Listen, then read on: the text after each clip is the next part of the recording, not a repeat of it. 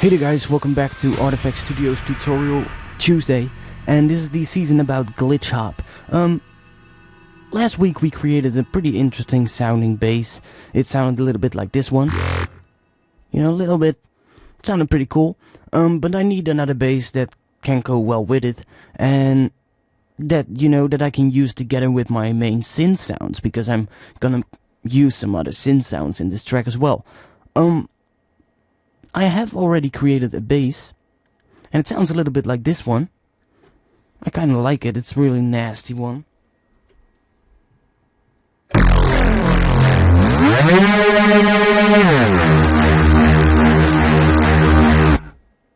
It's a Reese bass. Yeah, so I'm gonna show you guys how to create it. It's just massive, as you can see. That is a preset. And I'm now gonna show you how to recreate that. I hope it's gonna work out, because I haven't really spent too much time doing this, preparing this. I've got a couple of screenshots right here, and that's it. First, to understand what a Reese is, you need to know what a Reese is made of. Normally, when you ask people what a Reese is, they will most of the time just tell you, well, 2 detuned saw waves, and that is a Reese. You know, 2 detuned saw waves, through some filtering, and you've got a Reese. Well, let's do that. Those are detuned. Let's take the daft filter, put it about there, and there's your very, very simple Reese. It's a really simple Reese, but it is essentially a Reese. That was how an old school Reese was made, by the way. But there are a lot more interesting ways to create Reeses, and Reeses don't necessarily have to be detuned saw waves.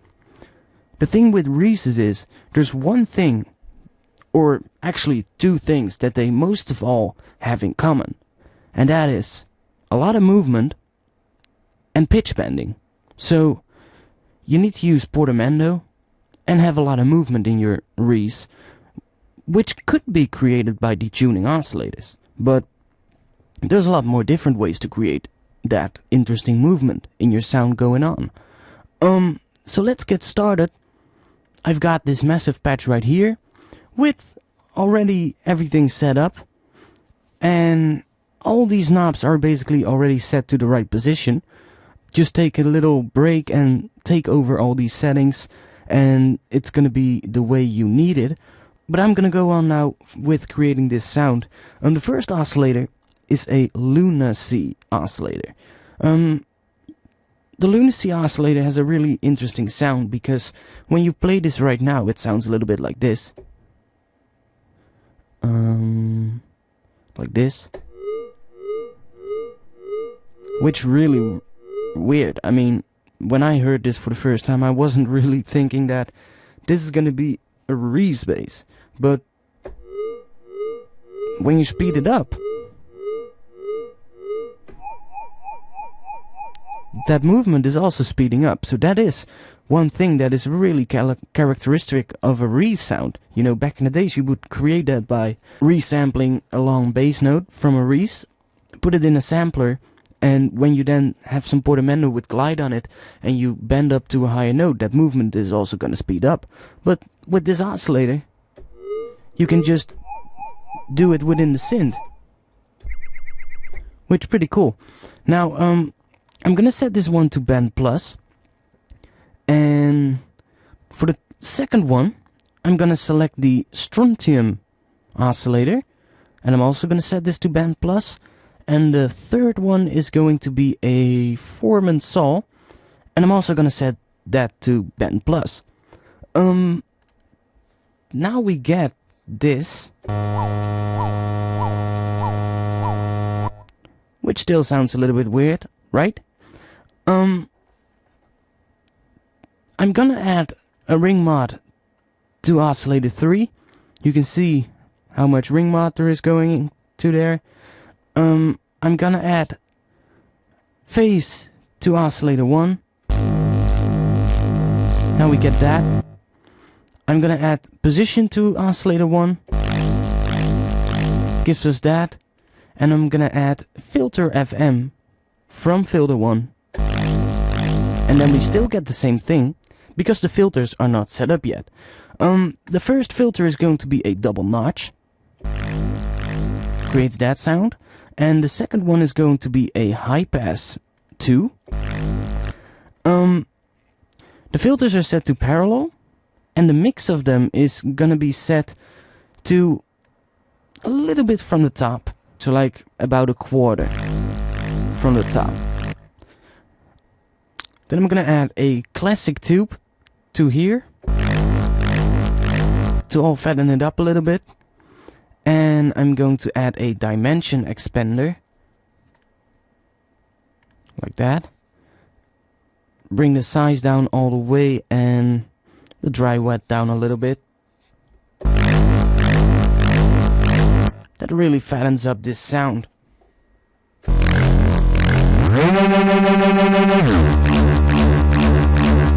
It's starting to sound like a pretty dope reese already, and I haven't even added some modulation.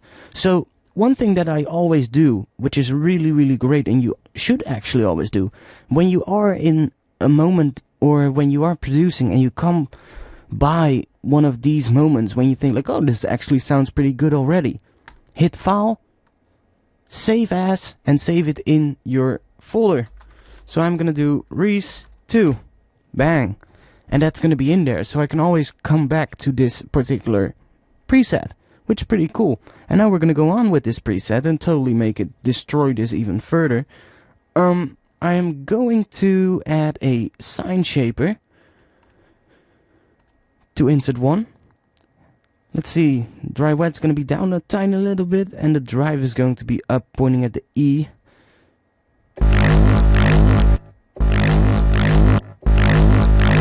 Really distorts the low end a little bit more.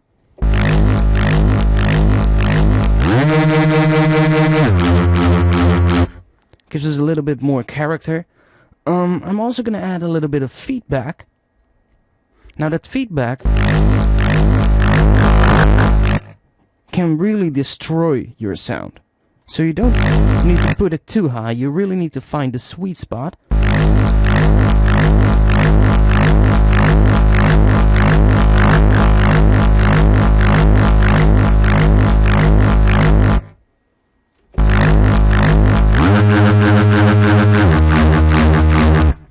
That sounds about right.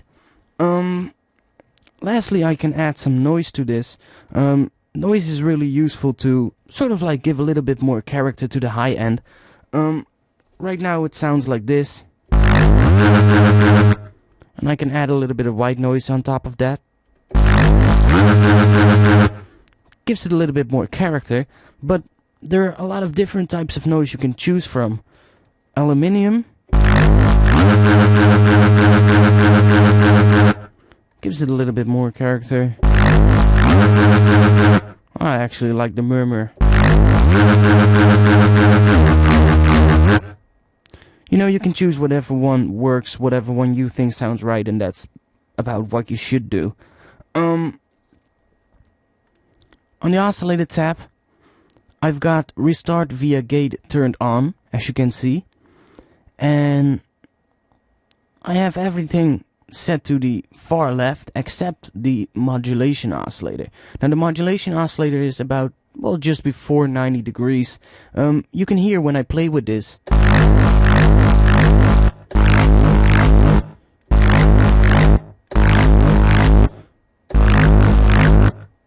You get a different sound out of it. So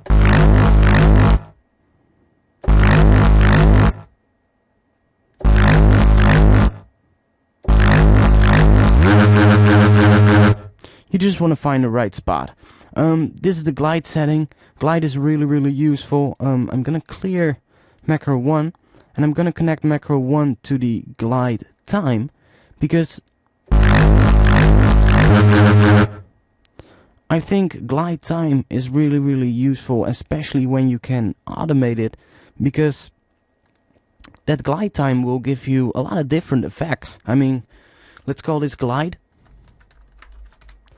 And right now it's set to the lowest position. It's almost instantly. I can bring it up a little to create this effect. Or a little bit more.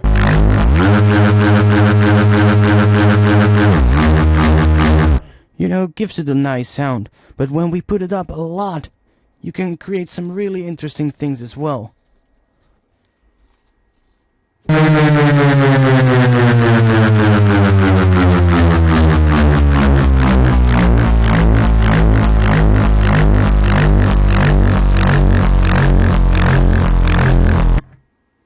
You see? And when you automate this now, you can start with a slow one. So let's start with... and then end with a really slow one, which is... you can start with a fast one and end with a slow gliding note. That's really insane. You can really do twisting shit with it. Let's see, what do I need to say more about this patch? Yeah, I've got 2 voices right now. And I've set it to mono rotate. That gives it that one note character. You can only play one note at a time. And when you play multiple notes, then it will glide between those notes. Really handy. Legato triller is basically just that. When you press the lowest note and then go to the highest note, it will glide. But when you then release that highest note, it will glide back down to the first note. And when you have it on legato, it will not do that. I'm also gonna set the pen position to about there. And I'm gonna activate the pitch cutoff. And I'm gonna set this to -14, about that.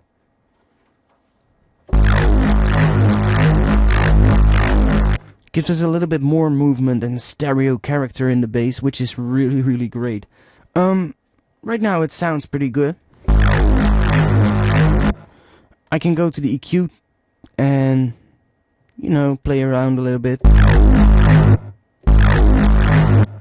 Maybe add a tiny little bit of bass. I can set the frequency up all the way and boost that frequency a little bit. It's really gonna make the high frequencies a little bit more harsh, a little bit more gnarly, if you want to give it a name. I can play around with a high shelf, although I think that makes it sound a little bit too nasty. So now it sounds pretty well. I mean, this is a pretty good reese.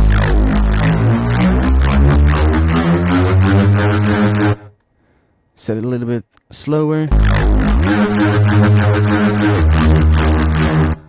Sounds pretty damn nice. But we need to add a little bit more movement in this. I mean, nowadays you just want a little bit more movement in your reeses, and we can do this with LFOs, but we can also do this with a envelope. So I'm gonna set up both envelopes now that I'm gonna use. I'm gonna use 2. The attack of the first one is gonna be all the way down. I'm also gonna bring the level all the way down, and then I'm gonna bring the level of the decay up all the way, and the decay itself is gonna be, well, up a lot as well. Then I have envelope 2. From this one the attack is gonna be down all the way, and I'm also gonna bring the decay down a little bit. The level of the decay is gonna be down all the way, and I'm gonna connect envelope 2 to the pitches of every oscillator.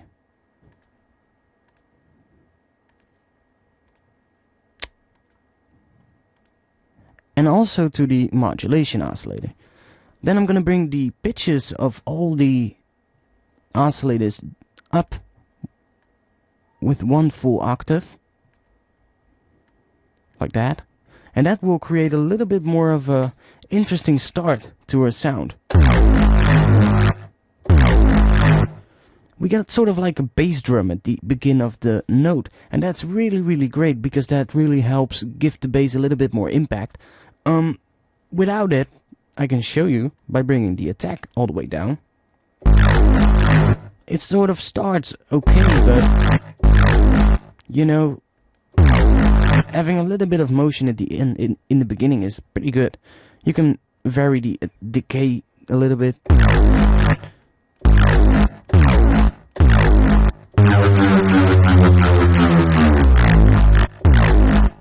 So I think it's pretty wise to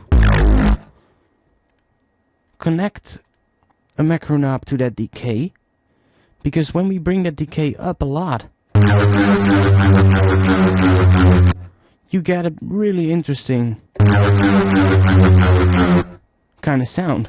Really great. Let's call that one decay. So now we already have two macro knobs set up to totally vary this up. Now it's time to connect envelope 1 to a couple of things. I'm going to connect envelope 1 to the wavetable position knob of the strontium. Bring the range down a tiny little bit. Let's bring that decay down. That strontium adds a little bit more weird kind of character to the bass. This is all really subtle, by the way. Add it to the intensity, bring the range up a little. And I'm gonna connect it to the amp, bring the range up a little bit further.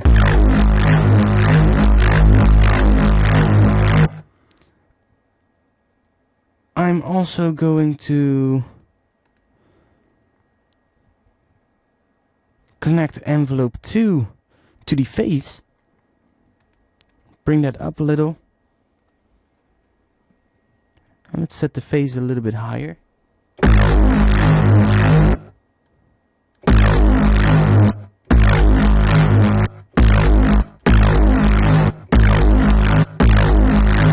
Sounds pretty good. Let's connect envelope 1 to the cutoff position of the double notch filter. And I'm gonna set the range to about there. Let's see how that sounds.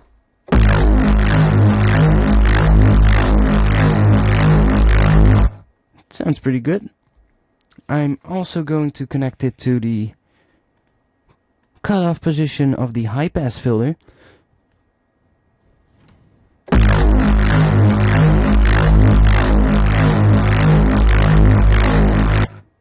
Sounds really pretty good. Don't really have that much left to say about this patch right now, I think. Oh yeah, there's one thing I did found out a little bit. When you play with that position knob,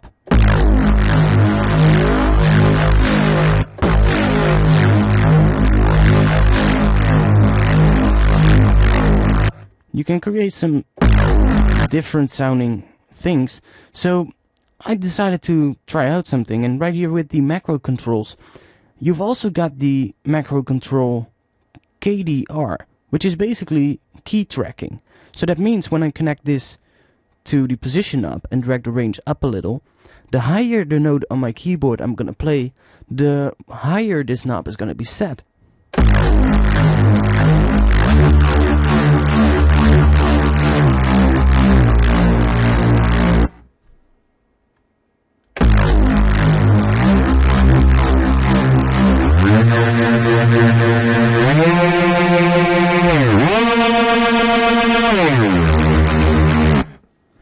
So you can play around a little bit with that. It's a pretty cool thing, and I really like how this patch works. It sounds pretty damn great. Next week I'm gonna add some more detail to this sound. I'm gonna process it a little bit further. Maybe I can add one more thing right now.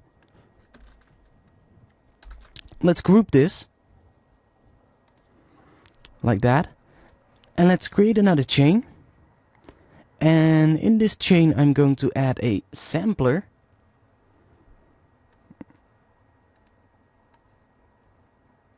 Like that. Now in my sample library I'm going to search for paper or anything like that. Something that has a little bit of high-end character. That's what I'm looking for. This is gonna take a little while. And then it comes up with the possible folders. Let's see what we got. Okay. Let's go to sound effects. office supplies that might contain some paper.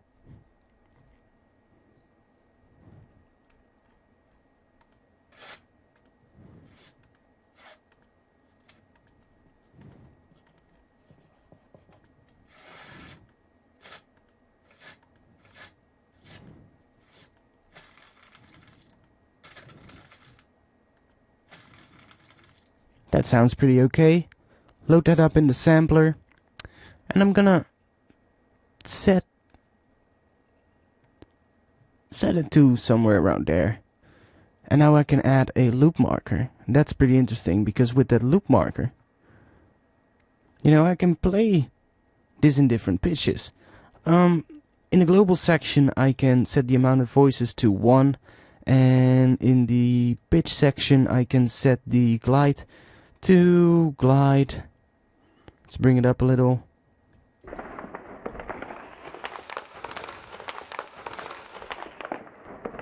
So we get that glide time now. The sample, let's set the root key to C2, C1.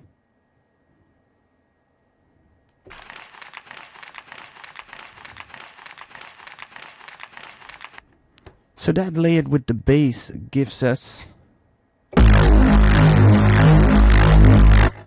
Now you don't really hear it that much.